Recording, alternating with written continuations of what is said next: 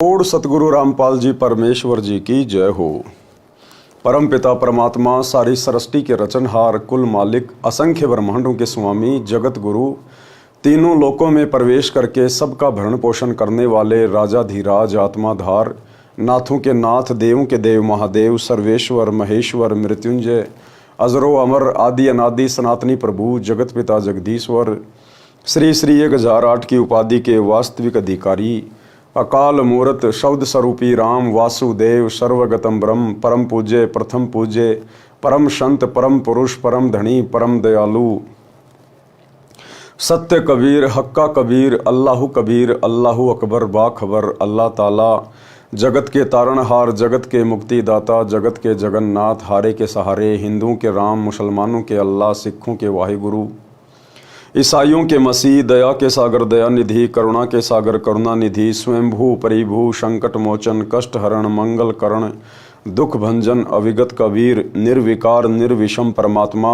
अलय अलेख सतगुरु, आदि अनादि सतगुरु, असली मर्यादा पुरुषोत्तम, असली राम, असली कृष्ण, असली घनश्याम, असली मुरारी, राजाओं के राजा, महाराजाओं के महाराजा, शहनशाहों के शहनशाह, सम्राटों के सम्राट, भगवानों के भगवान, अल्लाहों के अल्लाह, प्रभुओं के प्रभु, मसीहाओं के मसीह, सच्चे वाहिगुरु, बाबाओं के बाबा, पीरों के पीर, सेठों के सेठ, जगत सेठ, सावड़सा सेठ, सर्वगुण संपन्न, अनंत कोटि कलाओं के स्वामी, अनंत कोटि ब्रह्मांडों के नायक, योगियों में महायोगी, ध्यानियों में महाध्यानी, सिद्धों में परम सिद्ध, ज्ञानियों में तत्वज्ञानी, ब्रह्म ज्ञानी, महाज्ञानी, परम ज्ञानी, सर्वश्रेष्ठ ज्ञानी, विज्ञानी, युवा कबीर, समरथ कबीर, असमवात, अमित ओजा, सच्चे रहनुमा, करीम अल्लाह, सुभान अल्लाह, दुनिया के अंतिम पैगंबर, 8 सितंबर 1951 से गांव धनाना, जिला सोनीपत, हरियाणा, भारतवर्ष की पावन भूमि पे प्रकट रियल कल की भगवान श्री नारायण साकार हरि, श्री बाबा साहेब नूर अनंत परमात्मा,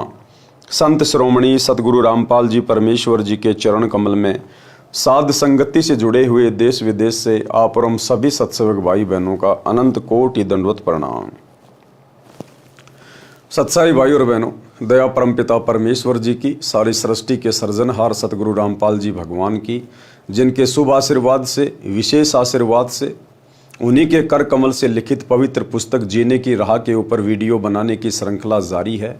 इसी श्रृंखला में आज हमारा ये 25वें नंबर का वीडियो है। प्रत्येक वीडियो में गुरुदेव भगवान के आशीर्वाद से हमें भक्ति मार्ग से संबंधित बहुत सारी बातें पता चल रही हैं, जिन बातों को सुनकर समझकर हमारा आत्मविश्वास और हमारी दृढ़ता भक्ति मार्ग पर प्रकट होती जा रही है। तो भाई और बहनों, आज की वीडियो में गुरुदेव भगवान ने कुछ प्रश्नोत्तरी के माध्यम से जिज्ञासु भक्तों की शंकाओं का समाधान किया है। तो आगे बढ़ते हैं आज की वीडियो में। पवित्र पुस्तक जीने की राह, वीडियो नंबर 25 और पेज नंबर 211। गुरु बिन मोक्ष नहीं, यानी भक्ति मार्ग में, अध्यात्म में सच्चे गुरु की शरण में आए बिना, आजीवन मर्यादा में रहकर भक्ति किए बिना मोक्ष संभव नहीं हो सकता।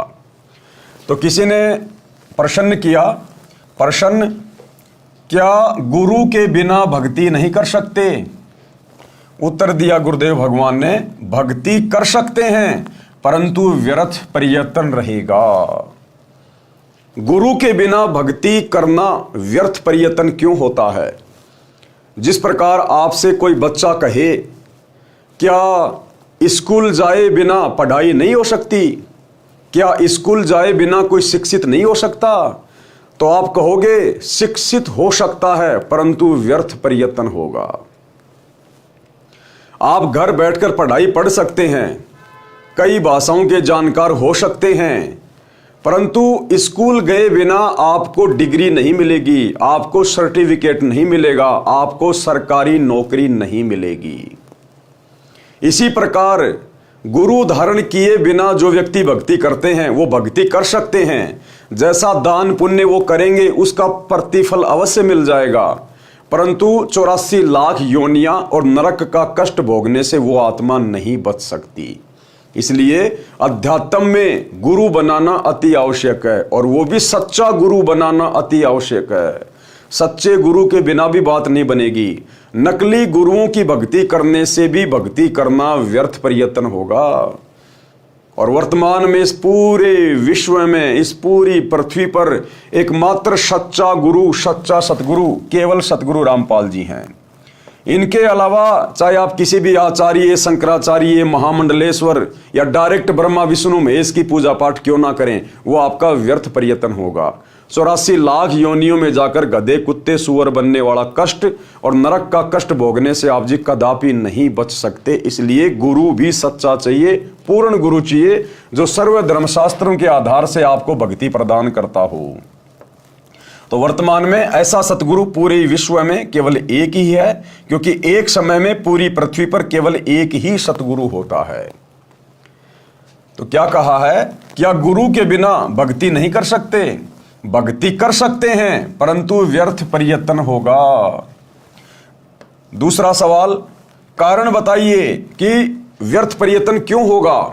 तो गुरुदेव ने उत्तर दिया, परमात्मा का विधान है जो सूक्ष्म वेद में कहा है, कबीर गुरु बिन माला फेरते, गुरु बिन देते दान, गुरु बिन दोनों निष्फल है, चाहे पूछो वेद पुराण।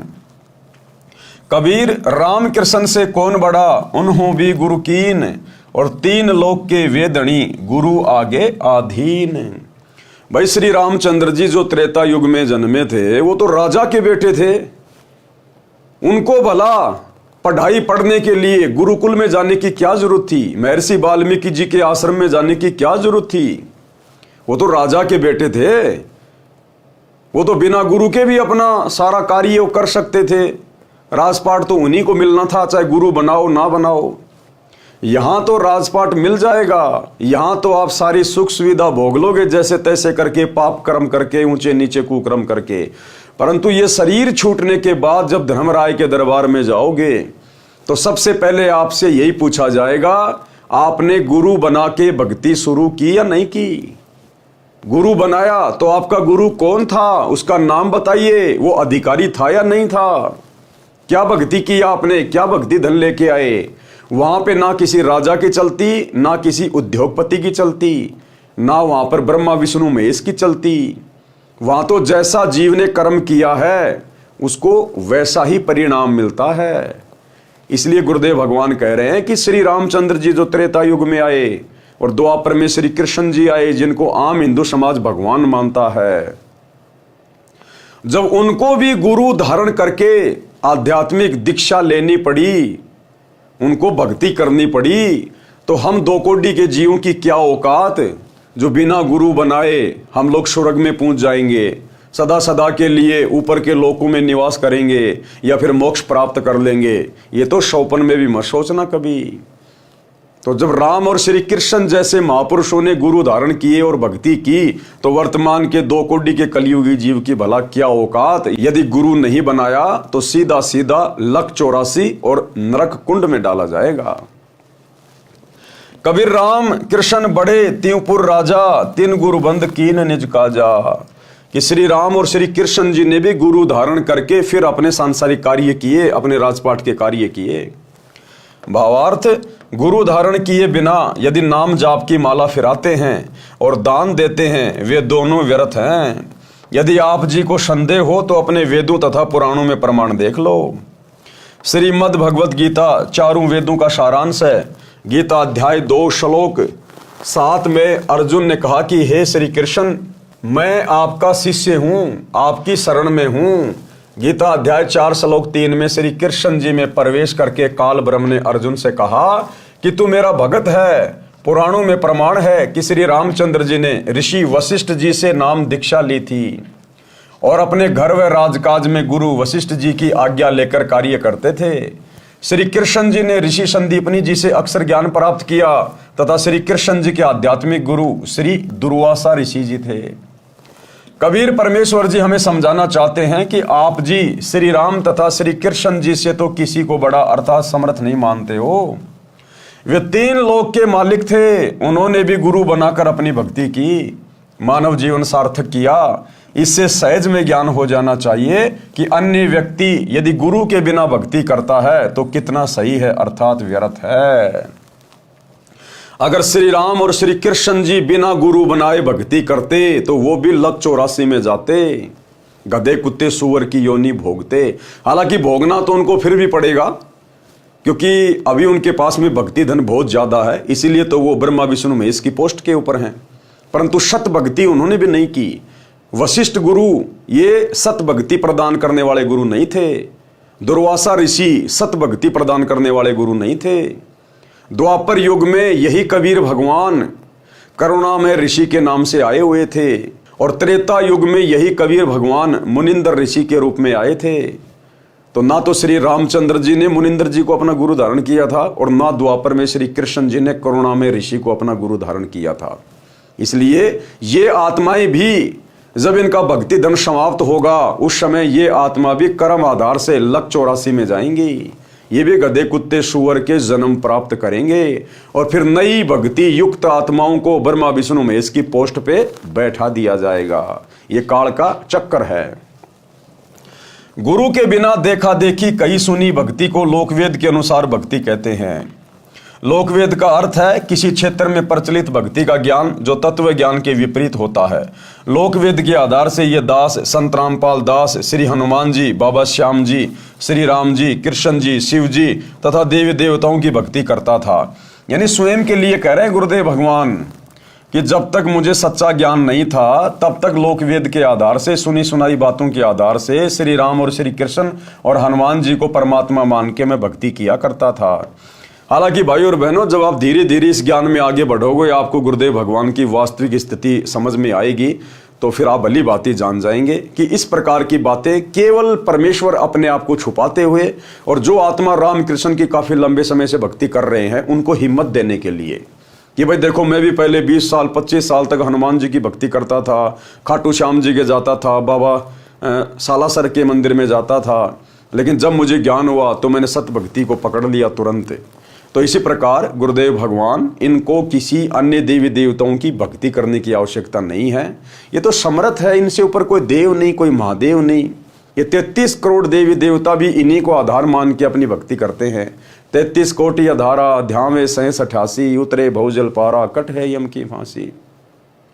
लेकिन यहाँ गुरुदेव भगवान जो भूमिका कर रहे हैं, अपने आप को छुपा कर जो ज्ञान प्रचार कर रहे हैं, उस आधार से वे हमें समझाने के लिए, हमारे को दृढ़ता देने के लिए कि आपने जितने दिन बाबा श्याम की भक्ति की, रामचंद्र जी की, श्री कृष्ण की, शिव जी की, कोई बात नहीं, वो भक्ति भी हमारे साथ में है। हमने कुछ तो सीखा ही है, कुछ तो हमने राम का नाम लिया ही है, वो भी हमारे साथ में है। वो भक्ति करते करते भी हमने जो दान पुण्य किए वो भी फल हमारे साथ में रहेगा। लेकिन अब हमने ज्ञान होने के बाद उन भक्तियों को छोड़ देना है, और जो भक्ति सतगुरु बताएगा हमने उस भक्ति को स्वीकार करना है। हनुमान जी की भक्ति में मंगलवार का व्रत, बूंदी का प्रसाद बांटना, स्वयं देसी घी का गिच चूरमा खाता था, बाबा हनुमान को डालडा वनस्पति घी से बनी बूंदी का भोग लगाता था, हरे राम हरे कृष्ण कृष्ण कृष्ण हरे हरे का मंत्र जाप करता था। किसी ने बता दिया कि ओम नाम सबसे बड़ा, इससे बड़ा ना कोई, ओम नाम का जाप करे तो शुद्ध आत्मा होई। इस कारण से ओम नाम का जाप शुरू कर दिया। ओम नमो शिवाय ये शिव का मंत्र जाप करता था। ओम भगवते वासुदेवाय नमः ये विष्णु जी का जाप करता था। तीर्थों पर जाना, दान करना, वहाँ स्नान करना, ये भी लोकवेद के आधार से करने जाता था। यानी वर्तमान में जिस प्रकार से आम प्राणी भक्ति से जुड़ा हुआ है, कहीं न कहीं मंदिर में, मस्जिद में, तीर्थों पे व्रत करता है, भिन्न भिन्न प्रकार के नाम जाप करता है, तो हम जीवों की स्थिति को समझाते हुए परमात्मा अपने ऊपर लेकर ये बातें कह रही हैं। एक छोटा सा सत्संग है भाई और बहनों, जिसमें परमात्मा इसी प्रकार की बातें कह रहे हैं, स्वयं के ऊपर लेकर कि हम सब ऐसे ही थे। फिर बाद में गुरुदेव ने बताया हम सब का मतलब है आप लोग। गुरुदेव ने हम सब में अपने आप को शामिल नहीं किया। गुरुदेव ने कहा कि यहां पर हम सब का मतलब है आप आत्माओं के लिए है ये शब्द। गुरुदेव ने तो ऐसा बोलना पड़ता हमें समझाने के लिए, लेकिन असल में ये शब्द आप और हम आत्माओं के लिए होता है। सुनिए छोटा सा सत्संग। सतलोक के बारे में आज तक जो जानकारी हमें प्राप्त हुई है,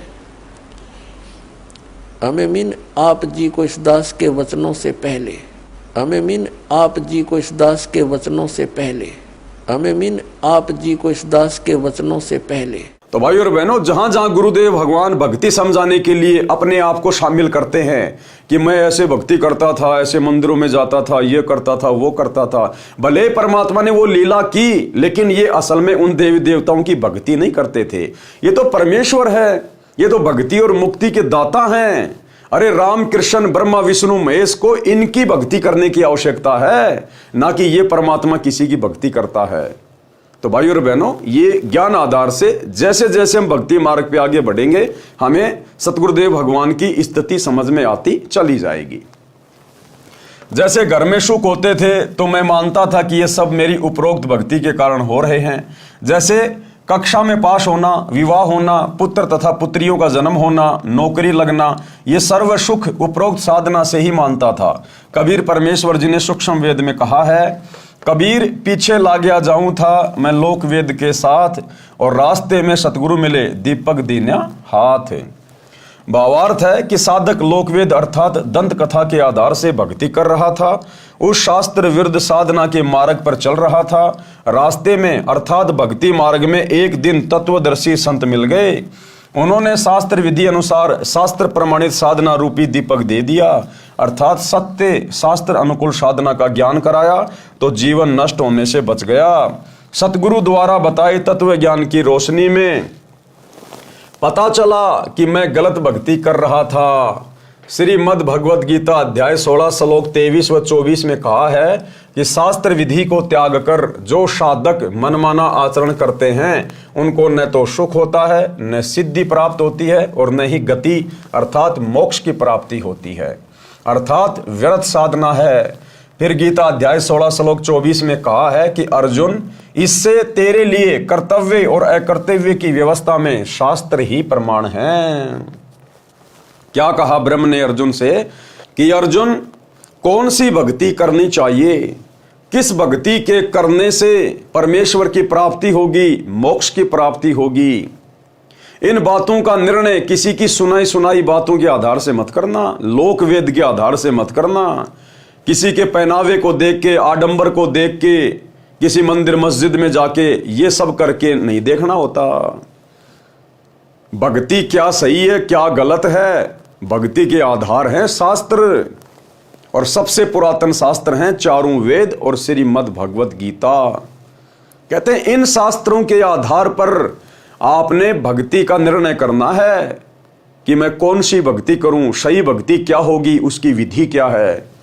फिर जब हम इन शास्त्रों को पढ़ेंगे तो उसके बाद हमें गीता अध्याय 4 श्लोक 34 में पता चलेगा, जिसमें काल ब्रह्म गीता ज्ञान देने वाला ये भगवान ब्रह्म अर्जुन से कह रहा है कि अगर तुझे सनातन परम धाम की प्राप्ति करनी है, जहां जाने के बाद भगत कभी लौटकर इस संसार में वापस नहीं आता, गधा कुत्ता शुअर नहीं बनता, नरक का कष्ट नहीं भोगता, सदा सदा के लिए परमेश्वर के अमर लोक में चला जाता, सतलोक में चला जाता है, जहां जाने के बाद साधक की कभी मृत्यु नहीं होती, कभी बुढ़ापा नहीं आता, कोई काम नहीं करना पड़ता, सारे सुख वहां पर अखंड हैं।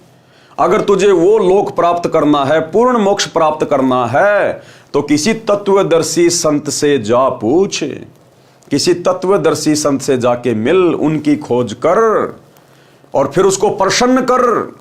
उसके बाद वो तत्वदर्शी महात्मा तुझे तत्व ज्ञान का उपदेश करेंगे। तो बाद में ये चारों वेद और गीता जी हमारे को तत्वदर्शी संत के भरोसे छोड़ देते हैं।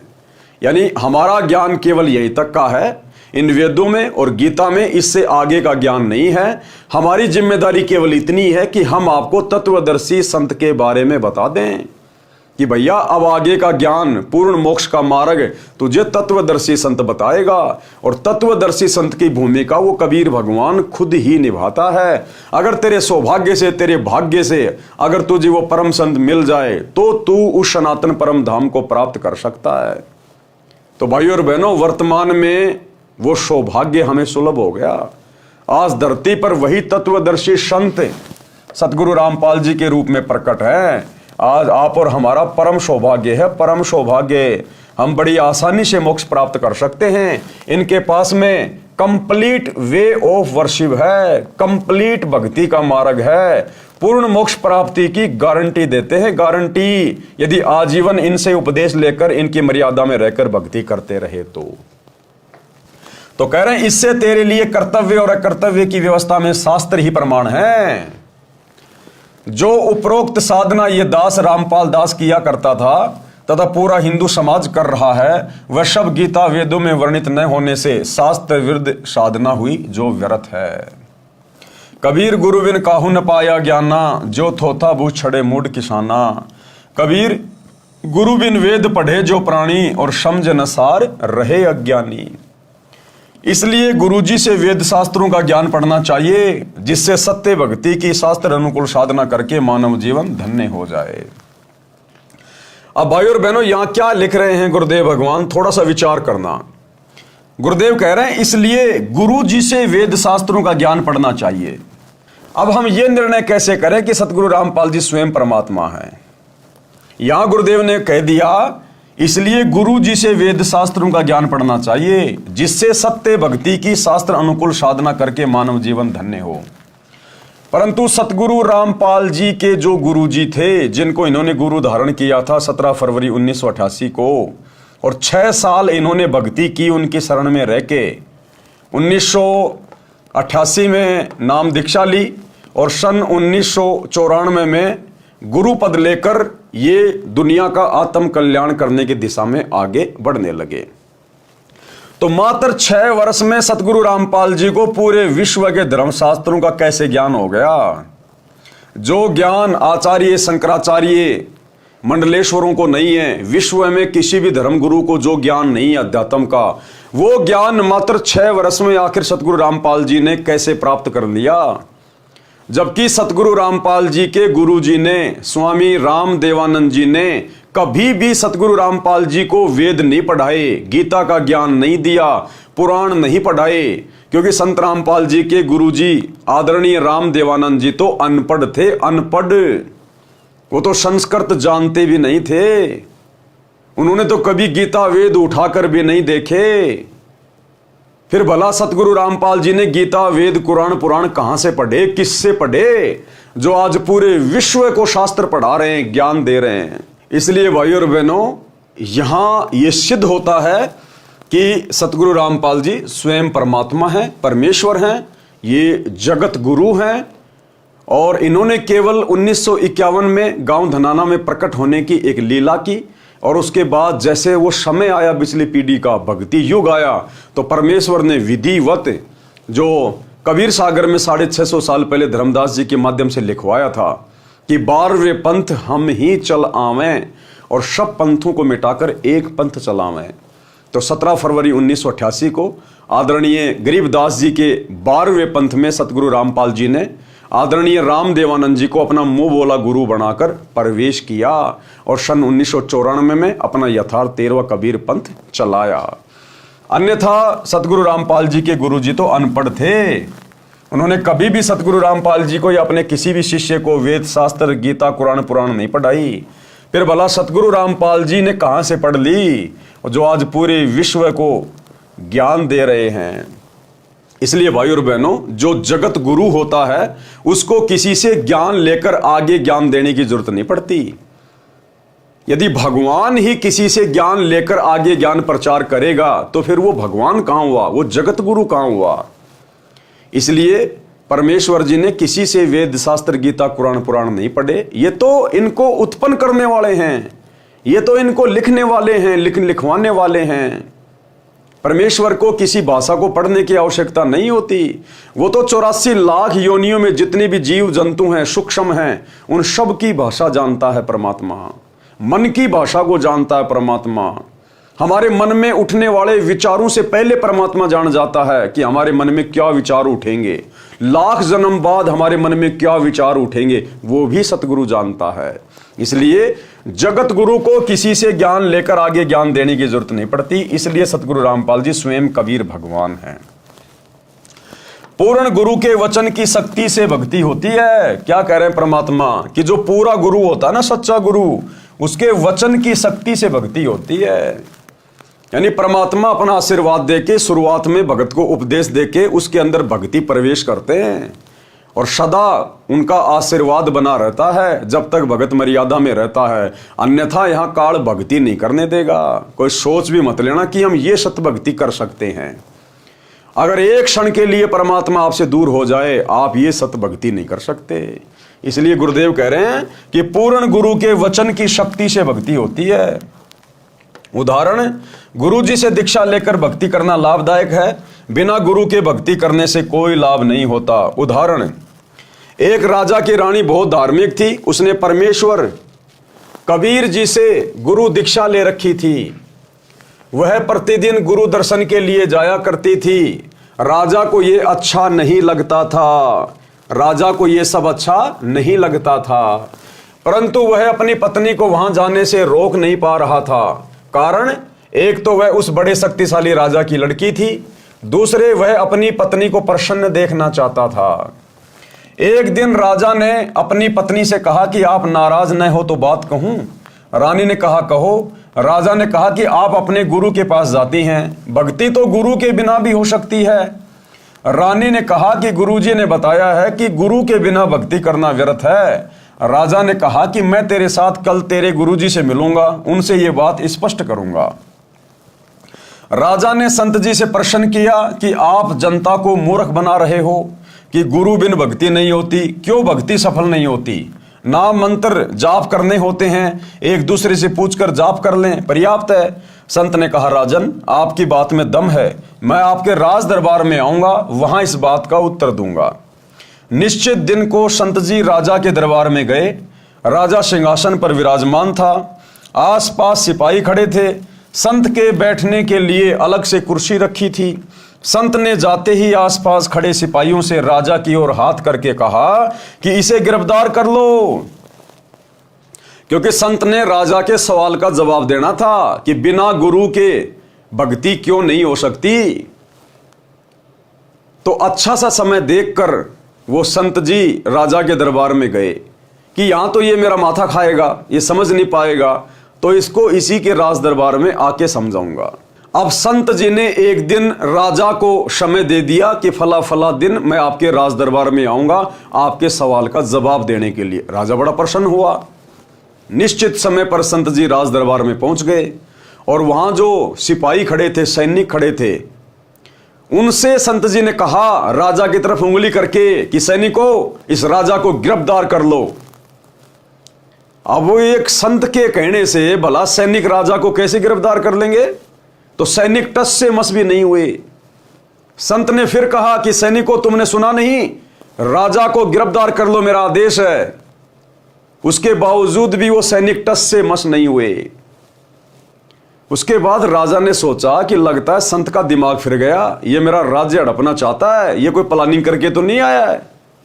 तो राजा ने भी वही शब्द कहे उन सैनिकों से कि सैनिकों, इस बाबा जी को पकड़ लो। राजा के द्वारा केवल इतना कहना हुआ और सैनिकों ने आकर संत जी को जमीन से 1 फुट ऊपर उठा लिया और अगले आदेश की प्रतीक्षा कर रहे थे।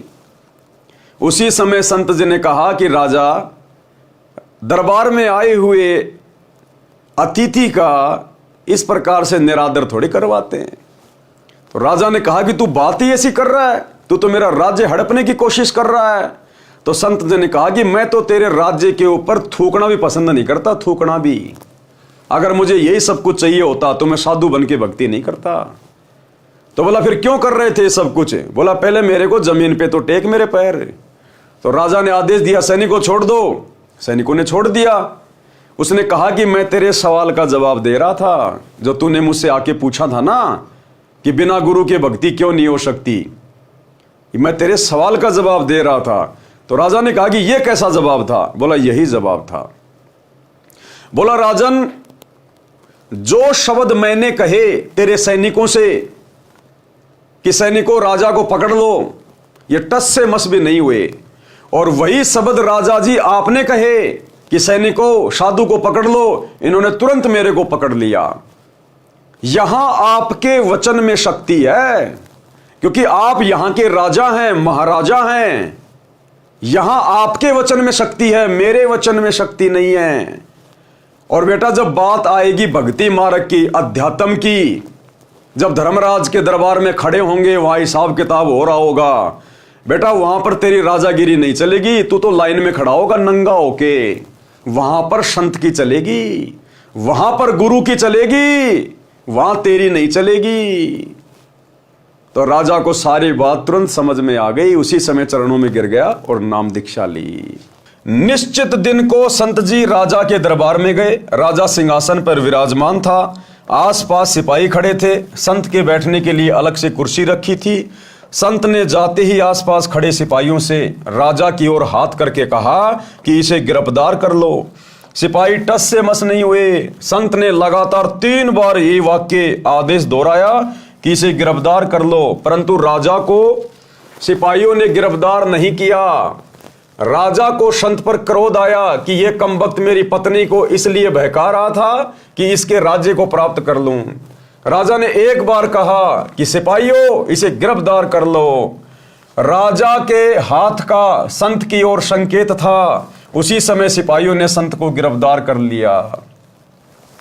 संत ने कहा, हे राजन, आप घर पर बुलाकर संत का अनादर कर रहे हो, यह अच्छी बात नहीं है। राजा ने कहा, आप ये क्या बकवास कर रहे थे, मुझे गिरफ्तार करने का आदेश दे रहे थे। संत ने कहा, मैं आपके उस प्रश्न का उत्तर दे रहा था कि गुरु से दीक्षा लेकर भक्ति करना क्यों लाभदायक है। मुझे छुड़ाओ तो मैं आपको उत्तर दूं। राजा ने सिपाहियों से कहा कि छोड़ दो। सिपाहियों ने संत को छोड़ दिया। संत ने कहा कि हे राजा जी, मैंने यही वाक्य कहा था, इसे गिरफ्तार कर लो। सिपाही टस से मस नहीं हुए। आप जी ने भी यही वाक्य कहा था कि तुरंत सिपाहियों ने मुझे गिरफ्तार कर लिया। आपके वचन में राज की शक्ति है और मेरे वचन में आध्यात्मिक शक्ति है। आप उसी नाम जाप के लिए किसी को भक्ति के लिए कहोगे तो वह मंत्र कोई काम नहीं करेगा। क्या कहा संत ने? क्या कहा कि आपके अंदर राज की शक्ति है। आप यदि किसी को कोई मंत्र जाप करने के लिए कहोगे या आदेश दोगे तो आपका शब्द काम नहीं करेगा, क्योंकि आप राजा हो, आप अधिकारी नहीं हो। जिस प्रकार मैं राज का अधिकारी नहीं हूं, मेरे पास में राज शक्ति नहीं है, मैं राजा नहीं हूं, इसलिए मैंने जो शब्द कहे राजपाट से संबंधित, जो राजा लोगों को शोभा देता है कि इसे पकड़ लो, इसे छोड़ दो, इसे जेल में डाल दो, मैंने वही शब्द कहे थे। तेरे सिपाहियों ने सुने भी नहीं और तूने कहे तुरंत मुझे उठा लिया, क्योंकि तेरे पास में राज की शक्ति है। ठीक इसी प्रकार मेरे पास अध्यात्म की शक्ति है। जो मंत्र मैं दूंगा, जो भक्ति करने का मैं आदेश दूंगा, यदि उस प्रकार से भक्ति की जाएगी तो उस भक्ति की शक्ति से मोक्ष प्राप्त करोगे, 84 लाख योनियों से छूट जाओगे, नरक में गिरकर महाकष्ट भोगने से बचोगे। तो राजा को धीरे धीरे सारी बात समझ में आई। आप उसी नाम जाप के लिए किसी को भक्ति के लिए कहोगे तो वह मंत्र कोई काम नहीं करेगा। मैं वही नाम जाप करने को कहूंगा, वह तुरंत प्रभाव से क्रियावान होगा। इसलिए पूर्ण संत से दीक्षा लेने से साधक में तुरंत आध्यात्मिक प्रक्रिया शुरू हो जाती है।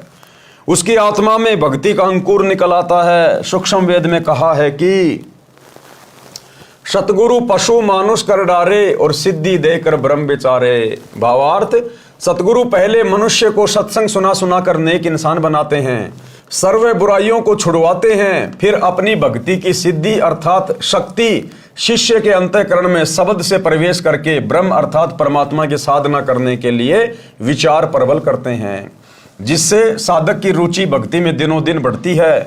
फिर वह देवता बन जाता है। कबीर जी ने कहा है कि कबीर बलिहारी गुरु अपना, घड़ी घड़ी 100 बार, और मानुष से देवता किया करत न लाई बार। इसलिए कहा है कि कबीर गुरु बिन माला फेरते, गुरु बिन देते दान, गुरु बिन दोनों निष्फल है, चाहे पूछो वेद पुराण। योग यज्ञ तप दान करावे और गुरु विमुख फल कभी नहीं पावे। भावार्थ, गुरु बिन नाम जाप की माला फिराते हैं या दान देते हैं, वह व्यर्थ है। ये वेदों तथा पुराणों में भी प्रमाण है। फिर अंतिम चौपाई का भावार्थ है कि यदि दीक्षा लेकर फिर गुरु को छोड़कर उन्हीं मंत्रों का जाप करता रहे तथा यज्ञ हवन दान भी करता रहे, वह भी व्यर्थ है, उसको कोई लाभ नहीं होगा। कबीर ताते सतगुरु शरणा लीजे, कपट भाव सब दूर करीजे। अन्य प्रमाण, कबीर गर्भ योगेश्वर गुरु बिना करते हरि की सेव, कहे कबीर बैकुंठ से फेर दिया सुखदेव। राजा जनक गुरु किया फिर कीनी हर की सेव, कहे कबीर बैकुंठ में चले गए सुखदेव। सुखदेव ऋषि भी ऐसे ही बिना गुरु धारण किए मनमानी भक्ति करता था, और जब वो स्वर्ग में विष्णु जी के लोक में रहने के लिए गया तो वहां से उसको वापस निकाल दिया कि तूने तो कोई अधिकारी गुरु धारण ही नहीं कर रखा, बिना गुरु के तुझे यहां नहीं रहने दिया जा सकता। ये तो तू केवल तेरे पिछले जन्मों की भक्ति की शक्ति के कारण, तेरी जो बैटरी चार्ज है उस कारण से तू अफलातून बन के घूम रहा है। अगर तूने अधिकारी गुरु को धारण करके भक्ति नहीं करी तो अगला जन्म तेरा लक 84 में है। भावार्थ, ऋषि वेदव्यास जी के पुत्र सुखदेव जी अपने पूर्व जन्म की भक्ति की शक्ति से उड़कर स्वर्ग में चले जाते थे। एक दिन वे श्री विष्णु जी के लोक में बने स्वर्ग में प्रवेश करने लगे। वहां के कर्मचारियों ने ऋषि सुखदेव जी से स्वर्ग द्वार पर पूछा कि ऋषि जी अपने पूज्य गुरु जी का नाम बताओ। सुखदेव जी ने कहा कि गुरु की क्या आवश्यकता है, अन्य गुरु धारण करके यहां आए हैं, मेरे में स्वयं इतनी शक्ति है कि मैं बिना गुरु के आ गया हूं। द्वारपालों ने बताया, ऋषि जी ये आपकी पूर्व जन्म में संग्रह की हुई भक्ति की शक्ति है, यदि फिर से गुरु धारण करके भक्ति नहीं करोगे तो पूर्व की भक्ति कुछ ही दिन चलेगी, आपका मानव जीवन नष्ट हो जाएगा। जैसे गुरुदेव भगवान ने उदाहरण दिया कि आपने पिछली साल बहुत ज्यादा मेहनत करी और आपने गेहूं का बीज बोया खेत में और आपने 20 क्विंटल गेहूं तैयार कर लिया, अपने घर पे लाके आपने पटक दिए और आप मजे से खा रहे हो सह परिवार। अब की बार आप जी गेहूं की फसल बीज नहीं रहे और आप कह रहे हो नहीं नहीं मेरे घर में किस चीज की कमी है, मेरे पे तो खूब अनाज पड़ा हुआ है, मैं तो ठाट बाट से खाऊंगा। अरे भैया, वर्तमान में जो अनाज आप खा रहे हो ना, ये तो आपने पिछली बार गेहूं बोकर मेहनत करके अर्जित किए थे, जो अब आप आराम से परिवार के साथ में खा रहे हो। अगर अब की बार फिर से गेहूं की फसल नहीं की तो अगले साल क्या खाओगे? पिछले जन्म की कमाई, पिछले साल की कमाई तो अब की बार खा रहा है, और अब की बार भक्ति नहीं करी तो अगली बार क्या खाओगे? पूरा परिवार भूखा मरेगा। तो विष्णु जी के द्वारपालों ने श्री सुखदेव जी से कहा कि ऋषि जी, आप जो स्वर्ग में उड़ के आ जाते हो पृथ्वी लोक से, यह आपके पिछले जन्म की भक्ति की शक्ति है। अगर वर्तमान में भक्ति नहीं करोगे सच्चा गुरु धारण करके, अधिकारी गुरु धारण करके, तो बैटरी डिस्चार्ज हो जाएगी और अगले जन्म में गधे बन के घूमोगे, गधे बन के। एक और उदाहरण दिया गुरुदेव ने। उदाहरण के लिए, वर्तमान में इन्वर्टर की बैटरी को चार्जर लगाकर चार्ज कर रखा है, यदि चार्जर हटा दिया जाए तो भी इन्वर्टर अपना कार्य करता रहेगा, क्योंकि उसमें ऊर्जा संग्रह हो चुकी है। कुछ समय पश्चात वह सर्व कार्य करना छोड़ देता है, न ट्यूब जलेगी न पंखा चलेगा, उसको फिर से चार्ज करना अनिवार्य है। उसके लिए चार्जर चाहिए। चार्जर गुरु जानो, बिजली परमेश्वर जानो। ऋषि सुखदेव में अपनी सिद्धि का अभिमान था, वह नहीं माना। बात भगवान विष्णु जी तक पहुंच गई। श्री विष्णु जी ने भी यह बात कही कि ऋषि जी पहले आप गुरु बनाओ फिर यहां आओ। सुखदेव जी ने कहा, भगवान पृथ्वी लोक पर मेरे समान कोई नहीं है, न कोई ढंग का गुरु है, कृपया आप ही बताइए कि मैं किसको गुरु बनाऊं। श्री विष्णु जी ने बताया कि आप राजा जनक को गुरु बनाओ। ये कहकर श्री विष्णु जी अपने महल में चले गए। सुखदेव ऋषि वापस पृथ्वी पर आए, राजा जनक से दीक्षा लेकर उनके बताए भक्ति मंत्रों का जाप किया, तब ऋषि सुखदेव जी को स्वर्ग में रहने दिया। इसलिए गुरु बनाकर भक्ति करने से सफलता संभव है, बिना गुरु भक्ति दान आदि आदि करना व्यर्थ है। अरे सुखदेव ऋषि, जिसने द्वापर युग में स्वर्ग से आकर और पांडवों के अंतिम वंशज राजा परीक्षित को कथा सुनाई और उनकी आत्मा को विमान में बैठा के स्वर्ग में ले गया, बैकुंठ में लेकर गया, उस सुखदेव ऋषि को भी जब तक उसने अधिकारी गुरु धारण नहीं किया तब तक विष्णु जी ने अपने लोक में प्रवेश नहीं करने दिया।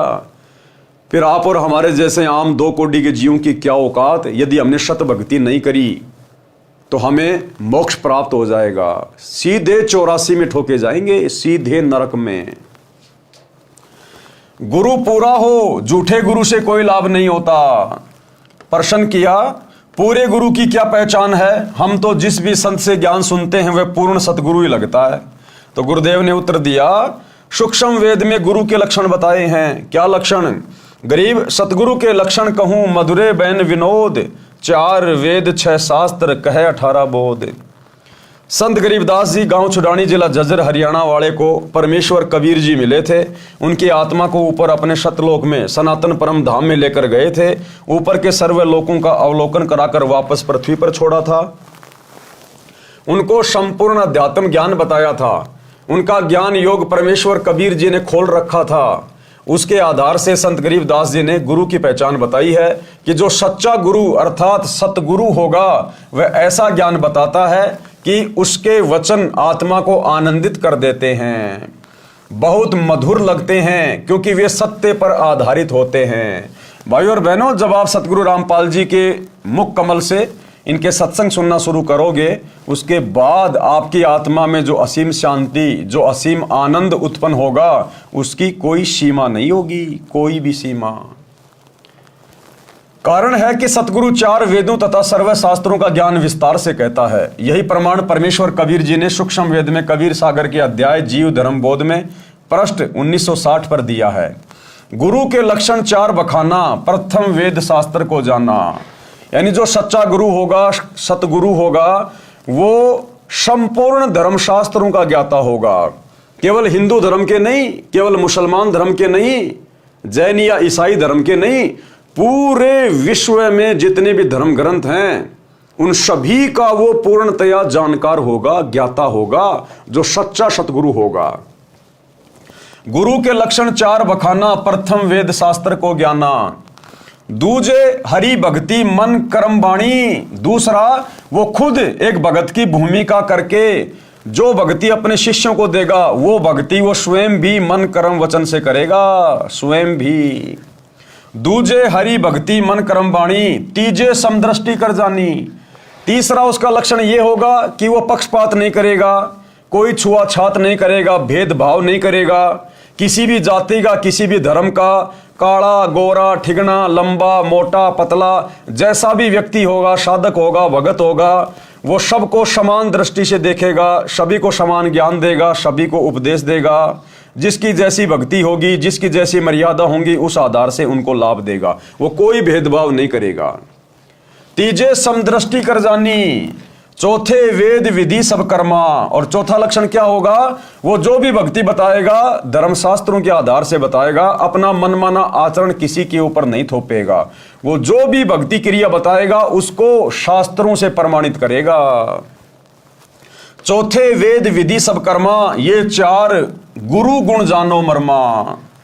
सरलार्थ, कबीर परमेश्वर जी ने कहा है कि जो सच्चा गुरु होगा उसके 4 मुख्य लक्षण होते हैं। नंबर 1, सब वेद तथा शास्त्रों को वह ठीक से जानता है। नंबर 2, दूसरे वह स्वयं भी भक्ति मन कर्म वचन से करता है, अर्थात उसकी कथनी और करनी में कोई अंतर नहीं होता। नंबर 3, तीसरा लक्षण यह है कि वह सर्व अनुयायियों से समान व्यवहार करता है, भेदभाव नहीं रखता। चौथा लक्षण यह है कि वह सर्व भक्ति कर्म वेदों, 4 वेद जो सभी जानते हैं, ऋग्वेद, यजुर्वेद, सामवेद, अथर्ववेद तथा 5वां वेद सूक्ष्म वेद है, इन सर्व वेदों के अनुसार करता और करवाता है। तो भाई ऐसा सतगुरु, ऐसा गुरु आज इस पूरी पृथ्वी पर, बल्कि 21 ब्रह्मांड में सतगुरु रामपाल जी के अलावा दूसरा कोई नहीं है। ढूंढने से भी नहीं मिलेगा भाई, चाहे कितनी बड़ी बैटरी लेके निकल लेना, आपको ढूंढने से भी नहीं मिलेगा, ढूंढने से भी इनके अलावा। वेदों यानी 4 वेदों, ऋग्वेद, यजुर्वेद, सामवेद तथा अथर्ववेद में केवल ओम यह एक नाम है जाप करने का। प्रमाण यजुर्वेद अध्याय 40 मंत्र 15 तथा 17 में। मंत्र 15 में कहा है कि ओम नाम का सुमरण कार्य करते करते करो, विशेष तड़प के साथ करो, मनुष्य जीवन का परम कर्तव्य मानकर सुमरण करो। ओम का जाप मृत्यु पर्यंत करने से इतना अमृतत्व प्राप्त हो जाएगा जितना ओम के सुमरण से होता है। यजुर्वेद अध्याय 40 मंत्र 15 में कहा है। अब ये ओम मंत्र है इस काल का, ज्योति निरंजन का, 21 ब्रह्मांड के स्वामी का, इस ब्रह्म का। और ओम नाम का यदि आपने विधिवत जाप किया, वो भी अधिकारी गुरु से नाम लेकर, तो आप कहां जाओगे मृत्यु उपरांत? उसके ब्रह्म लोक में जाओगे जहां पर वो ब्रह्म रहता है, काल रहता है। और गीता अध्याय 8 श्लोक 16 में फिर उसने कहा है कि ब्रह्म लोक पर्यंत सर्व जीव पुनरावर्ती में हैं। कि जो ओम नाम का जाप करके मेरे ब्रह्मलोक में आ जाता है ना, वो यहां स्वर्ग की बजाय अधिक समय तक आनंद उठाता है। लेकिन जब उसकी बैटरी डिस्चार्ज होगी, उसके पुण्य खत्म होंगे, उसके बाद उसको भी नीचे जाना पड़ेगा, नरक भी भोगना पड़ेगा, 84 लाख योनियों में गधे कुत्ते सूअर के जन्म भी भोगने पड़ेंगे। पूर्ण मोक्ष नहीं है, स्थायी मोक्ष नहीं है मात्र ओम नाम के जाप से। यजुर्वेद अध्याय 40 मंत्र 17 में वेद ज्ञान दाता ब्रह्म ही है। कहा है कि जो पूर्ण परमात्मा है वह तो परोक्ष यानी छुपा है, यानी अव्यक्त है, वह सबकी दृष्टि में नहीं आता। जिस प्रकार एक पेड़ को पोषण पेड़ की जड़ों से मिलता है, लेकिन वो जड़ें दिखाई नहीं देती हैं, वो जमीन के अंदर रहती है जो पूरे वृक्ष को पोषण देती है। कहा है कि जो पूर्ण परमात्मा है वह तो परोक्ष यानी छुपा है, यानी अव्यक्त है, वह सबकी दृष्टि में नहीं आता। उसकी जानकारी यजुर्वेद अध्याय 40 मंत्र 10 में बताई है कि उसका यथार्थ ज्ञान तत्वदर्शी संत ही जानते हैं, उनसे सुनो। फिर यजुर्वेद अध्याय 40 मंत्र 17 में आगे कहा है कि अहम खम ब्रह्म, कि मैं ब्रह्म हूं और मेरा ओम नाम है, मैं ऊपर दिव्य आकाश रूपी ब्रह्म लोक में रहता हूं। यजुर्वेद अध्याय 40 मंत्र 17। यही प्रमाण श्री देवी महापुराण गीता प्रेस गोरखपुर से प्रकाशित सचित्र मोटा टाइप केवल हिंदी के 7वें स्कंद में पृष्ठ 562-563 पर श्री देवी जी ने राजा हिमालय को बताया है कि राजन, आप यदि आत्म कल्याण चाहते हो तो मेरी भक्ति सहित सभी बातों को छोड़ दो। दुर्गा कह रही है अपने भगत से राजा हिमालय से। हिमालय कोई पहाड़ नहीं है, कोई समझे कि वो पहाड़ को कैसे समझा रही है। हिमालय नाम का राजा था जो देवी दुर्गा का भगत था, और वो बोला कि मुझे तो मोक्ष चाहिए माता जी, कोई ऐसा साधन बताओ। तो देवी ने कहा कि आप मेरी भी भक्ति छोड़ दो और सभी बातों को छोड़ दो, यानी मेरे से नीचे जो ब्रह्मा विष्णु महेश है, देवी देवता, इन सब की भक्ति छोड़ दो। आप केवल एक ब्रह्म की भक्ति करो, ओम नाम का जाप करो, आपकी मुक्ति हो जाएगी। अब ओम नाम का जाप करने वाला उस काल के पास जाएगा, ब्रह्मलोक में जाएगा, वहां से अपना कर्म भोग के फिर 84 में आएगा। केवल एक ओम नाम का जाप करो, ब्रह्म प्राप्ति का उद्देश्य रखो, इससे आप ब्रह्म को प्राप्त हो जाओगे। वह ब्रह्म लोक रूपी दिव्य आकाश में रहता है। इससे स्पष्ट हुआ कि वेदों में केवल एक ओम नाम ही जाप करने का है। श्रीमद् भागवत गीता जो वेदों का सारांश है, उसमें अध्याय 8 श्लोक 13 में कहा है, ओम इति एक अक्षरम ब्रह्म व्यवहारण माम अनुस्मरण ये प्रयाति तजन देहम शयाति परमाम गतिम। अनुवाद, गीता ज्ञानदाता ब्रह्म ने कहा है कि मुझ ब्रह्म का केवल ओम यह एक अक्षर है, इसका उच्चारण सुमरण करता हुआ जो भगत शरीर त्याग कर जाता है वह मृत्यु उपरांत ओम नाम के सुमरण से मिलने वाली परम गति अर्थात ब्रह्म लोक को प्राप्त करता है। श्रीमद् भगवत गीता तथा वेदों में इसके अतिरिक्त अर्थात ओम के अतिरिक्त कोई नाम ब्रह्म साधना का नहीं है। प्रमाणित हुआ कि ओम नाम का जाप शास्त्र प्रमाणित है। गीता ज्ञानदाता ने स्पष्ट किया है कि अर्जुन, तेरे और मेरे बहुत से जन्म हो चुके हैं, आगे भी होंगे। मेरी उत्पत्ति को ऋषि तथा देवतागण नहीं जानते। गीता अध्याय श्लोक 2:12, अध्याय 4 का श्लोक 5, अध्याय 10 श्लोक 2। इससे सिद्ध हुआ कि गीता ज्ञानदाता ब्रह्म नाशवान है तथा जन्मता मरता है। इसके पुजारी भी जन्म मरण के चक्कर में ही रहेंगे। इसलिए गीता अध्याय 8 श्लोक 16 में कहा कि ब्रह्म लोक में गए साधक भी पुनर्जन्म में रहते हैं। इसलिए गीता ज्ञानदाता ने गीता अध्याय 18 श्लोक 62 में कहा है कि हे भारत, तू सर्व भाव से उस परमेश्वर की शरण में जा। फिर गीता अध्याय 18 श्लोक 62 में कहा है कि तू सर्व भाव से उस परमेश्वर की शरण में जा, यानी अपने से अन्य किसी और की तरफ संकेत कर रहा है कि तू सर्व भाव से उस परमेश्वर की शरण में जा, जिसकी शरण में जाने के बाद साधक लौटकर संसार में वापस नहीं आता। इसलिए गीता ज्ञानदाता ने यानी ब्रह्म ने गीता अध्याय 18 श्लोक 62 में कहा है कि हे भारत, तू सर्व भाव से उस परमेश्वर की शरण में जा, उस परमेश्वर की कृपा से ही तू परम शांति तथा सनातन परम धाम अर्थात सत्य लोक को प्राप्त होगा। तो यहां पर भाइयों और बहनों बहुत ही विचारणीय विषय है। लोग गीता ज्ञानदाता चाहे श्री कृष्ण को मानते हैं, चाहे श्री विष्णु जी को मानते हैं, चाहे इस काल को मानते हैं। वैसे तो गुरुदेव ने स्पष्ट कर दिया कि इस ब्रह्म ने यानी काल ने श्री कृष्ण जी में भूत की तरह प्रवेश करके पूरा गीता का ज्ञान बोला। लेकिन चलो कोई बात नहीं, जो व्यक्ति कहता कि श्री कृष्ण जी ने गीता का ज्ञान दिया है और श्री कृष्ण जी की भक्ति कर रहा है, तो गीता अध्याय 18 श्लोक 62 उन भाई बहनों को विचार करना चाहिए। तुम्हारा श्री कृष्ण भगवान हाथ खड़े कर रहा है कि अर्जुन, पूर्ण मोक्ष प्राप्त करवाना मेरे बस की बात नहीं है, तू उस परमेश्वर की शरण में जा। यानी अपने से अन्य किसी और की शरण में जाने के लिए कह रहा है। तो श्री कृष्ण जी कहां पे परमात्मा हुआ, कहां पूर्ण भगवान हुआ, जो अपने से अन्य किसी और की शरण में जाने को अर्जुन को कह रहा है कि अगर तुझे परम धाम चाहिए, सतलोक जाना है, पूर्ण मोक्ष प्राप्त करना है, तो तू सर्वभाव से उस परमेश्वर की शरण में जा। यदि कोई मानता है कि श्री विष्णु जी ने गीता का ज्ञान दिया है, तो भैया गीता अध्याय 18 श्लोक 62 में आपके विष्णु ने भी हाथ खड़े कर दिए कि तू सर्वभाव से उस परमेश्वर की शरण में जा। और गीता ज्ञान देने वाला ये काल है, ये ब्रह्म है, और ये वैसे ही हाथ खड़े कर रहा है कि तू उस परमेश्वर की शरण में जा। हे भारत, तू सर्वभाव से उस परमेश्वर की शरण में जा। उस परमेश्वर की कृपा से ही तू परम शांति तथा सनातन परम धाम अर्थात सतलोक को प्राप्त होगा। तो भैया वो परमेश्वर, वो परमात्मा, ये सतगुरु रामपाल जी भगवान हैं, जो आज हमें उस परम धाम में ले जाने के लिए अपनी सत भक्ति देने के लिए आए हैं। तो ये है वो परमेश्वर जिसके विषय में ब्रह्म कह रहा है। फिर गीता अध्याय 15 श्लोक 4 में गीता ज्ञानदाता ने कहा है कि जब तत्वदर्शी संत से तत्व ज्ञान प्राप्त हो जाए, उसके बताए अनुसार साधना करके उसके पश्चात परमेश्वर के उस परम पद की खोज करनी चाहिए, जहां जाने के पश्चात साधक फिर लौटकर संसार में कभी नहीं आते। केवल उस परमेश्वर की पूजा करो। गीता अध्याय 7 श्लोक 29 में गीता ज्ञानदाता ने कहा है, जरा मरण मोक्षाय माम आश्रित यतंती ये तत् ब्रह्म विदु कर्तशनम अध्यात्म कर्म च अखिलम। भावार्थ, गीता ज्ञानदाता ने बताया है कि जो मेरे बताए ज्ञान पर आश्रित होकर अर्थात मेरे कहे अनुसार तत्वदर्शी संतों से तत्व ज्ञान जान लेते हैं, जो जरा अर्थात व्यर्धावस्था तथा मृत्यु के कष्ट से मोक्ष प्राप्त करने के लिए प्रयत्न करते हैं, संसार की किसी कीमती वस्तु की इच्छा भक्ति के प्रतिफल में नहीं करते हैं, वे तत् ब्रह्म विदु उस ब्रह्म को, संपूर्ण अध्यात्म को और सर्व कर्मों को जानते हैं। इसीलिए तो गुरु जी कहते हैं कि जब लग भक्ति सह कामना तब लग निष्फल सेव, कहे कबीर वे क्यों मिले निष्कामी निज देव।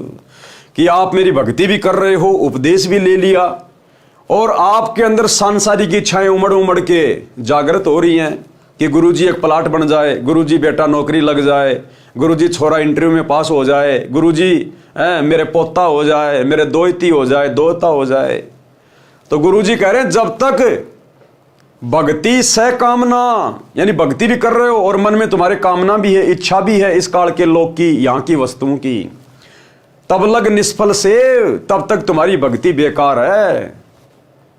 और कहे कबीर वे क्यों मिले निष्कामी निज देव, वो तो निष्काम भक्ति से प्राप्त होता है। तो काल भी यही बोल रहा है कि जब वो तत्वदर्शी संत आपको प्राप्त हो जाए, उसकी भक्ति मिल जाए, उसके बाद संसार की किसी कीमती वस्तु की इच्छा भक्ति के प्रतिफल में जो नहीं करते हैं, और जो केवल बुढ़ापे के और मृत्यु के कष्ट से बचने के लिए भक्ति करते हैं कि भगवान दोबारा से कभी ये मनुष्य जन्म ना मिले, 84 में ना जाएं, हमें तो मोक्ष प्रदान कर दो, कहते हैं वही आत्माएं भक्ति कर पाएंगी, वही आत्माएं मोक्ष प्राप्त कर पाएंगी। अर्जुन ने गीता अध्याय 8 श्लोक 1 में पूछा कि तत्ब्रह्म क्या है। इसका उत्तर गीता ज्ञानदाता ने गीता अध्याय 8 के श्लोक 3 में दिया है। कहा है कि वह परम अक्षर ब्रह्म है। कौन? परम अक्षर ब्रह्म, सतलोक का राजा, ये कबीर भगवान।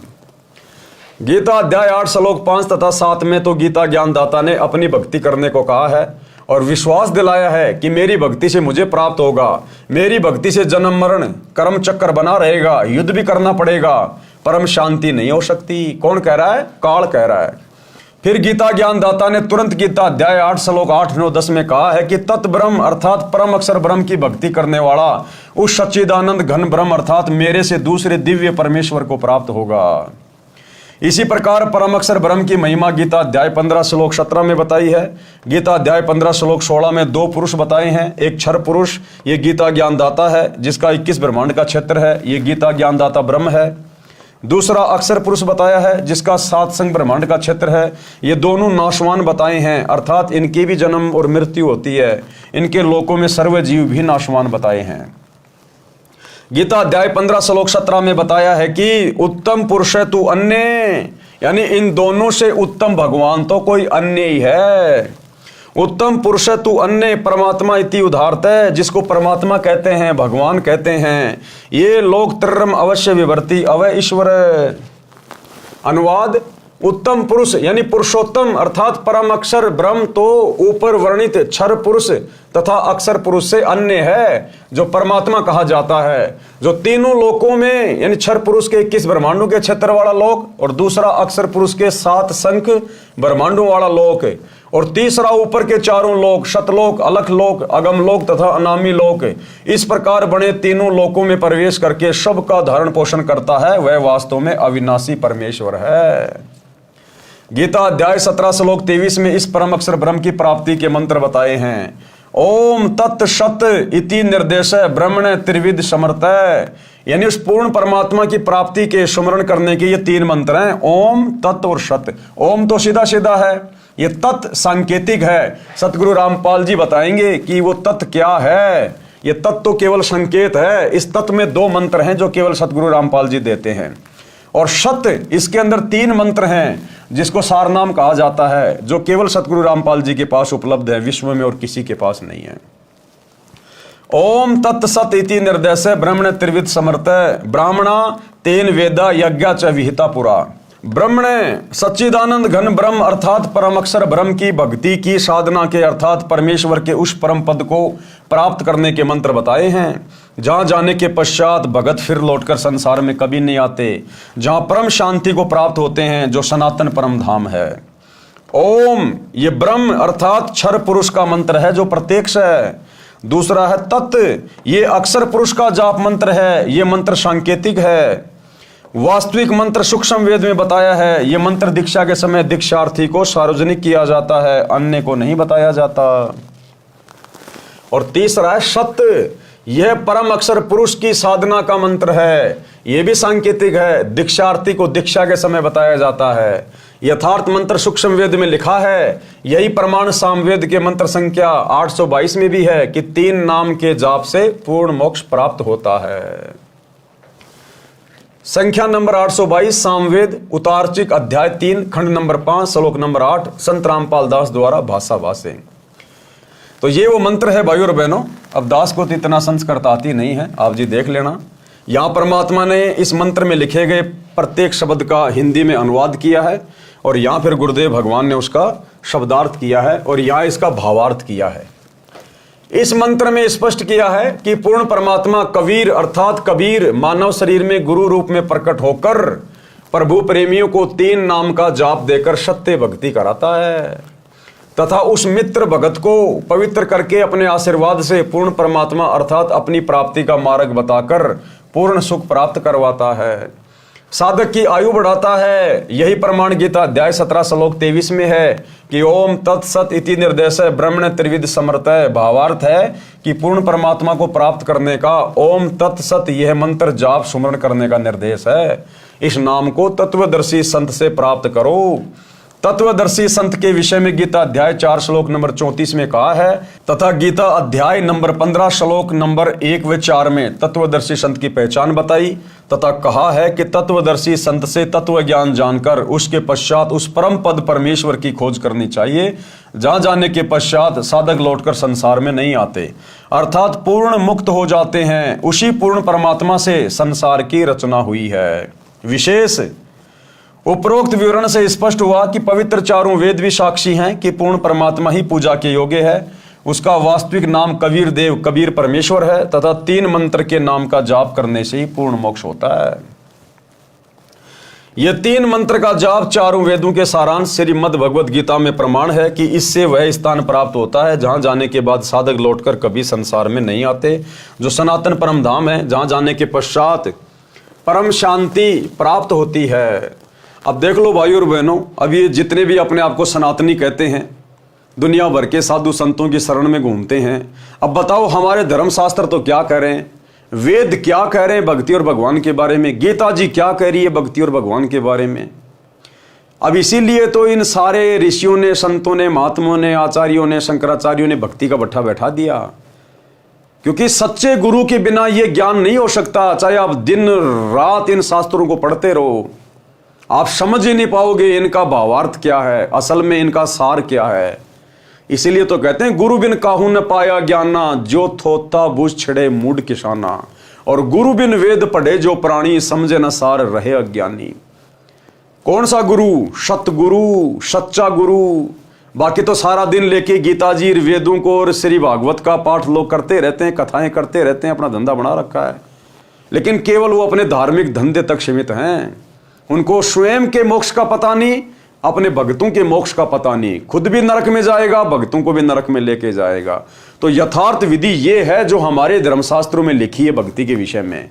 तो आज पूरा का पूरा हिंदू समाज, पूरा का पूरा भगत समाज इसी प्रकार से शास्त्र विरुद्ध साधना के ऊपर आरूढ़ है। सौभाग्य है उन आत्माओं का जो समय रहते सतगुरु रामपाल जी की शरण में आ गए और इनके ज्ञान को अच्छे से समझकर आज मर्यादा में रहकर भक्ति कर रहे हैं। वेदों व गीता में यह अनमोल 3 नाम का मंत्र अस्पष्ट अर्थात सांकेतिक है। इसलिए चारों वेदों व गीता अनुसार साधना करने से वह स्थान व परमात्मा प्राप्त नहीं हो सकता। क्योंकि गीता जी में तो खाली 3 मंत्र बोल दिए, ओम तत् सत। अब ओम तो सीधा मंत्र है, तत् और सत्य ये सांकेतिक है, ये कोड वर्ड में है। अब इसको बताएगा कौन? वो तत्वदर्शी संत बताएगा। तत्वदर्शी संत की भूमिका खुद वो कबीर परमात्मा आके निभाता है। तो भैया गीता और चारों वेदों में भी पूर्ण परमात्मा की प्राप्ति का मूल ज्ञान नहीं है। उन्होंने अंत में यही छोड़ दिया कि ये ज्ञान तो फिर आगे का वो तत्वदर्शी संत बताएगा, उसकी खोज करो। गीता अध्याय 4 श्लोक 34 है। इसलिए गीता अध्याय 4 श्लोक 32 तथा 34 में गीता ज्ञानदाता ने स्पष्ट किया है कि यज्ञों अर्थात धार्मिक अनुष्ठानों का यथार्थ ज्ञान ब्रह्मण मुखे यानी सच्चिदानंद घन ब्रह्म अर्थात परम अक्षर ब्रह्म अपने मुख कमल से वाणी बोलकर बताता है। वह सच्चिदानंद घन ब्रह्म की वाणी कही जाती है। उसे तत्व ज्ञान तथा सूक्ष्म वेद भी कहते हैं। उसके जानने के पश्चात सर्व पापों से मुक्त हो जाता है, जिसमें संपूर्ण भक्ति मंत्र तथा विधि बताई है। गीता अध्याय 4 श्लोक 32। अब गीता अध्याय 4 श्लोक 34 क्या कहता है? उस तत्व ज्ञान को तू तत्वदर्शी संतों के पास जाकर समझ। उनको दंडोत प्रणाम करने से, कपट छोड़कर नम्रता पूर्वक प्रश्न करने से वे परमात्म तत्व को भली भांति जानने वाले ज्ञानी महात्मा तुझे तत्व ज्ञान का उपदेश करेंगे। तो भाई ये है वो तत्वदर्शी संत वर्तमान में। ये स्वयं ही परमेश्वर है, स्वयं ही परमात्मा है, स्वयं ही तत्वदर्शी संत की भूमिका करता है, स्वयं ही सतगुरु है। सजनों, वह तत्वदर्शी संत ये दास रामपाल दास है। वह तत्व ज्ञान मेरे पास है, मेरे अतिरिक्त वर्तमान में किसी के पास नहीं है। विश्व में लगभग 7 अरब मानव आबादी है। इन अरबों मनुष्यों में मेरे अतिरिक्त कोई इस ज्ञान को जानने वाला नहीं है। अगर कोई जानने वाला होता तो ये भेद जो इन्हीं धर्मशास्त्रों से सतगुरु रामपाल जी ने खोल के रख दिया, ये वेद अन्य धर्मगुरु भी बताते। लेकिन कोई भी धर्मगुरु और उसका ज्ञान हमारे चारों वेदों से मेल नहीं खाता, गीता जी से मेल नहीं खाता। अर्थात सब के सब केवल मनमाने आचरण पर लगे हुए थे काल प्रेरणा से। गीता अध्याय 7 श्लोक 12 से 15 तक तो गीता ज्ञानदाता ने तीनों गुणों रजगुण ब्रह्मा जी, सतगुण विष्णु जी तथा तमगुण शिव जी की भक्ति करने वाले साधकों को राक्षस स्वभाव को धारण किए हुए मनुष्यों में नीच दूषित कर्म करने वाले मूर्ख मेरी भक्ति भी नहीं करते। यानी गीता का ज्ञान देने वाले काल ने, ब्रह्म ने गीता अध्याय 7 श्लोक 12 से 15 में तीनों गुणों की भक्ति करने वाले यानी ब्रह्मा विष्णु महेश की भक्ति करने वाले, श्री राम की भक्ति करने वाले, श्री कृष्ण जी की भक्ति करने वाले, देवी देवताओं की भक्ति करने वालों को 4 गालियां निकाली हैं। 4 गालियां क्या कहा है कि राक्षस स्वभाव को धारण किए हुए और मनुष्यों में नीच दूषित कर्म करने वाले मूर्ख मेरी भक्ति भी नहीं करते। फिर गीता ज्ञानदाता ने गीता अध्याय 7 श्लोक 16 से 18 तक अपनी साधना करने वालों की स्थिति बताई है कि मेरी भक्ति 4 प्रकार के करते हैं: आरत, अर्थार्थी, जिज्ञासु और ज्ञानी। इनमें केवल ज्ञानी साधक श्रेष्ठ बताया, परंतु वह भी तत्व ज्ञान न होने के कारण मेरी वाली अर्थात ब्रह्म की अनुत्तम अर्थात घटिया गति में ही स्थिर रह गया। गीता अध्याय 7 श्लोक 19 में गीता ज्ञानदाता ने कहा है कि मेरी पूजा भी जन्म जन्मांतरों के अंत के जन्म में कोई ज्ञानी आत्मा ठीक से करता है। अन्यथा अन्य उपासना में ही लगे रहते हैं। ये बताने वाला महात्मा तो बहुत दुर्लभ है कि केवल वासुदेव अर्थात सर्वगतम ब्रह्म ही सब कुछ है। उसी की भक्ति करने से परम शांति प्राप्त होती है और उसी की भक्ति से सनातन परम धाम प्राप्त होता है। उसी की भक्ति से वह परम पद प्राप्त होता है जहां जाने के पश्चात साधक फिर लौटकर संसार में कभी नहीं आते। वह परम अक्षर ब्रह्म सर्व का उत्पत्ति करता है। वही संसार रूपी वृक्ष की मूल है जो तीनों लोकों में प्रवेश करके सबका धारण पोषण करता है। वही पाप नाशक है, वही पूर्ण मोक्षदायक है। उसी की भक्ति करनी चाहिए। तो आज हम किसकी भक्ति कर रहे हैं? उसी परमेश्वर की भक्ति कर रहे हैं। सतगुरु रामपाल जी की भक्ति कर रहे हैं। प्रिय पाठकों, वह तत्वदर्शी संत वर्तमान में ये दास रामपाल दास है। मेरे पास संपूर्ण वेद शास्त्रों का ज्ञान है। वासुदेव भगवान की भक्ति के संपूर्ण मंत्र हैं, क्योंकि स्वयं ही वासुदेव भगवान है। वासुदेव का मतलब होता है जिसका वास, जिसकी उपस्थिति सब जगह हो, उसको कहते हैं वासुदेव। जिसकी शक्ति, जिसकी ऊर्जा सर्व ब्रह्मांडों में हर जगह हो, उसको कहते हैं वासुदेव। और क्या करें गुरुदेव? मेरे पास संपूर्ण वेद शास्त्रों का ज्ञान है। और एक छोटा सा सत्संग गुरुदेव के मुख कमल से गुरुदेव कह रहे हैं, कोई ये ना समझना कि भाई सतगुरु रामपाल जी को तो केवल हिंदू धर्म में होने के कारण केवल हिंदू धर्म के शास्त्रों का ही ज्ञान है, खाली गीता का और वेदों का ही ज्ञान है। नहीं, गुरुदेव कह रहे हैं इस विश्व में जितने भी धर्म शास्त्र हैं उन सब का ज्ञान मेरे पास में है। सबका ज्ञान, केवल एक हिंदू धर्म का नहीं। पूरे विश्व में तकरीबन 300 के आसपास देश हैं पूरे विश्व में, और हर देश का एक भक्ति इतिहास है, हर देश का एक शास्त्र है। तो गुरुदेव कह रहे हैं पूरे विश्व के जितने भी धर्मशास्त्र हैं उन सब का ज्ञान केवल एकमात्र गुरुदेव के पास में है। क्योंकि गीता का समझना कोई बालकों का खेल नहीं। परमात्मा बुद्धि दे अपने कृपा पात्र पे, तभी ये अनमोल ग्रंथ समझ में आते हैं। और टीचर उसी को कहते जो हमारे सिलेबस को ठीक से जाने। वो टीचर कहां, जब सिलेबस का ज्ञान नहीं अटपट सुना रहा है तो टीचर नहीं है। तो जितने भी आज तक धर्मगुरु किसी भी धर्म के हैं उनको अपने सिलेबस का ज्ञान वर्तमान वालों को नहीं है। इस दास रामपाल दास के अतिरिक्त विश्व में नहीं है। ये कद्दे समझ था।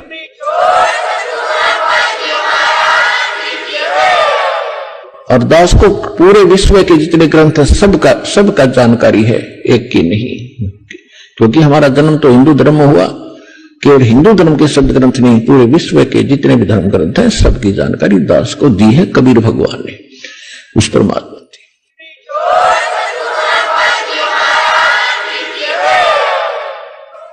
तो सोचिए भाई और बहनों, कौन है गुरुदेव? वासुदेव।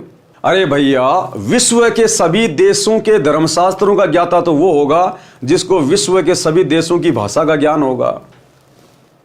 तो सतगुरु रामपाल जी के द्वारा इतनी बड़ी बात कहना कि इस दास को विश्व के सभी धर्मशास्त्रों का ज्ञान है, इसका मतलब ये कौन है जो पूरे विश्व की भाषा जानता है, सर्व देशों की भाषा जानता है?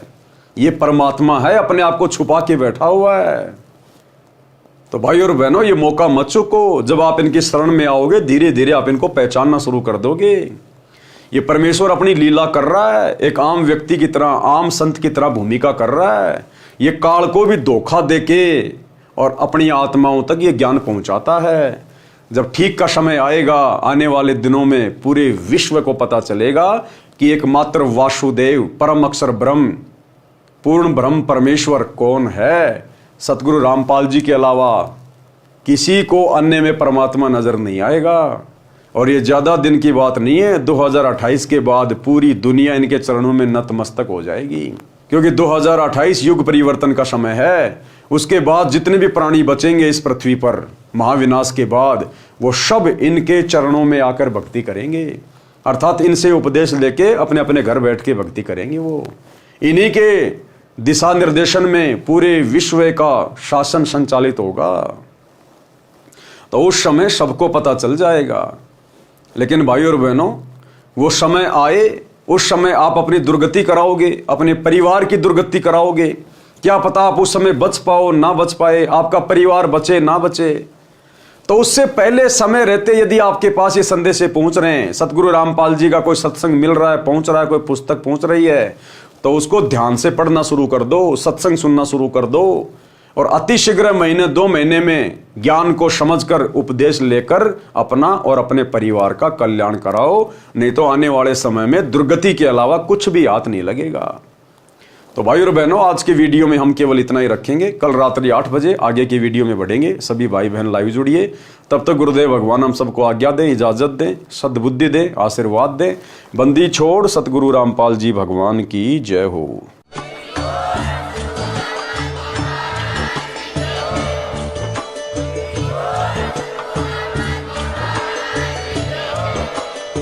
भाई जो गुरु बचन पे डट गे, कट गे फंद 84 के, कट गे फंद 84 के, कट गे फंद 84 के। भाई जो गुरु बचन पे डट गे, कट गे फंद 84 के, कट गे फंद 84 के, कट गे फंद 84 के। भाई जो गुरु बचन पे डट गे, कट गे फंद 84 के, कट गे फंद 84 के, कट गे फंद 84 के। भाई जो गुरु बचन पे डट गे, कट गे फंद 84 के, कट गे फंद 84 के, कट गे फंद 84 के।